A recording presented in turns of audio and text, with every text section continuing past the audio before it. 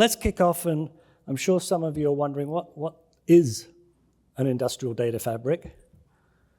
But I think you've seen this slide a couple of times already.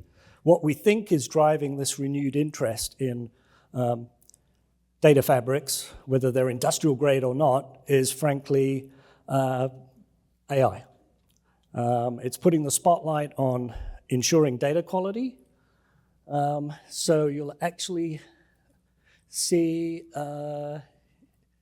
in a subsequent slide, I'll be showing you how many responded out of these nearly 600 people in the industrial sector, that ensuring data quality was just after security in terms of challenges to overcome when it comes to implementing AI. What this shows you, I popped this one in just to show you, though, I think there's a great tendency to think everyone is already digitized, right? And has everything they need to actually start delivering these AI solutions, but they're not, right? You'll see at the top here, there's only about 10% that are actually ready to apply AI and ML because they've got the data and it's digitized. But you'll see the vast majority are still in early stages of either connecting devices or getting the data into a format that they can actually start to get insights initially, so maybe not even applying AI or ML, just getting those dashboards and visibility across the business, or using industrial analytics solutions to start to get that insight. But very, very few are at the point where they're really using AI and ML to actually orchestrate or drive workflows at this stage. And even some of the things you've probably seen already and you're going to see today are actually more about guiding other people and not really necessarily automating or closing the loop. But we'll see a few where they are closing the loop. So here's that slide on, you'll see data quality. I think somebody in a keynote yesterday said something about lowest quality data, right? That's not really what we're seeing as kind of the prevailing wisdom. I think there's still a discussion to be had on how much and how accurate, but everyone is focused on getting the right data quality to underpin their AI solutions. As a little bit of a clue as to what many organizations are doing, because we'll make the case that there really isn't an industrial grade data fabric, or at least not one that you can get from a single vendor today. They're all assembling, right, their own data fabrics, and I think you're going to see from customers today which components they're using to solve parts of the problem. But some of the responses we got in our year-end survey kind of show you who is really what are some of the components there. So you'll see there's a lot of focus on leveraging whatever they're going to get from their vendor. So particularly ERP vendors and CRM vendors, they're relying on them to ensure data quality and to some extent to deliver the AI solutions on top of that. But if you look at edge, right, a lot of ingestion of data from the edge for industrial, and this is all framed as industrial AI. So just to be clear, we're not talking to financial sector or retail. This is really focused on those that have manufacturing, supply chain, energy, pipeline type problems. Interesting to see that the hyperscalers are kind of in the middle of the pack in terms of what they label as a data fabric. So we do talk to organizations where, yes, I'm going to use AWS as the infrastructure and some of their capabilities.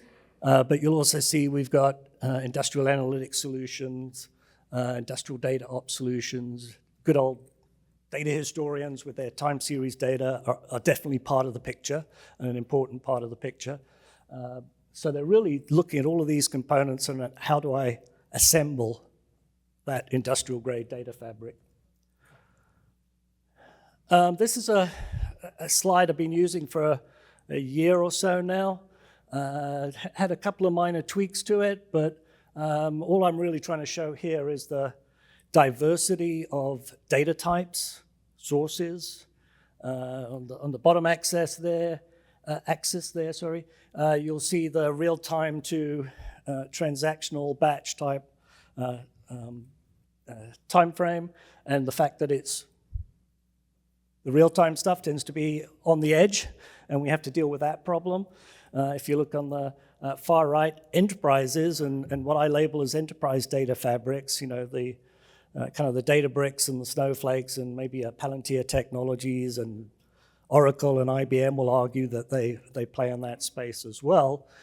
They really have an easier time of it because they tend to be dealing with reasonably consistent data because it's coming from transactional systems and it doesn't have the same latency. It's not going to stop you making stuff.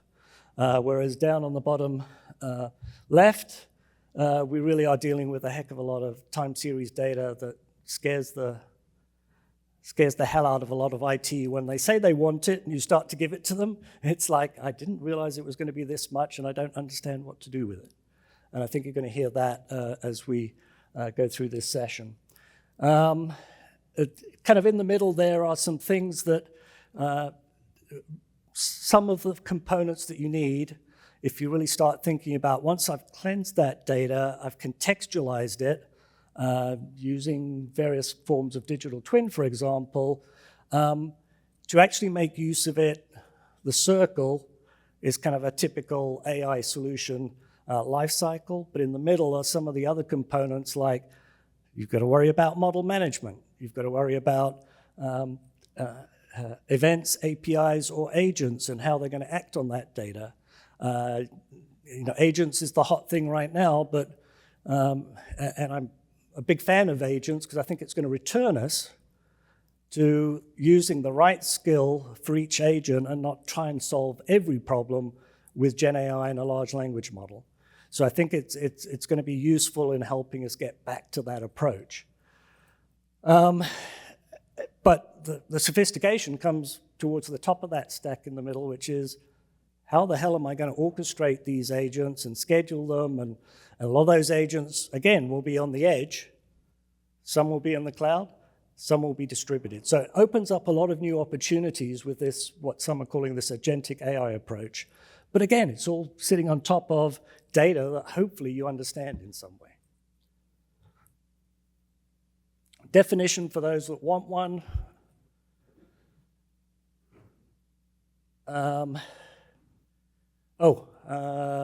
Question. I know that you asked me this question, John.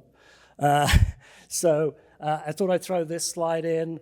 This was asked in the context of AI. So what's the importance of decoupling data from proprietary software? So I think this is another illustration of why people are interested in, how do I get data out of all these different and proprietary systems in a way, easy way that I can effectively use them as the data fabric underpinning all my AI efforts. And you'll see, maybe not a surprise, maybe it's not going to happen, by the way. I'm not convinced that every vendor is suddenly going to open their data just because we want them to. But that's another indication that people are really very focused on, how do I get access to that data for my industrial AI efforts. Little clue on who people trust when it comes to building out these AI solutions and who they're working with. So I'm not too much commentary on this one. I've written pieces on this, but I just threw it in to kind of highlight the fact that most people are turning to manufacturing software vendors, industrial automation companies, or if they've got large data science shops, they might be working directly with the open AIs and the Coheres and Anthropics, rather than work with their cloud hyperscaler. It's not that cloud hyperscalers aren't important, but I think they've lost some trust when it comes to their industry knowledge, their domain knowledge, and also they've been pushing Gen AI so hard to solve problems that other AI techniques and traditional ML at a fraction of the price could have been solving. And so I clearly see that they've lost a lot of credibility. All right, customers, I apologize for this slide without your pictures. Oh, it looks like I had you up first, David. Do you want to go first? All right. Do you want to come up here and then...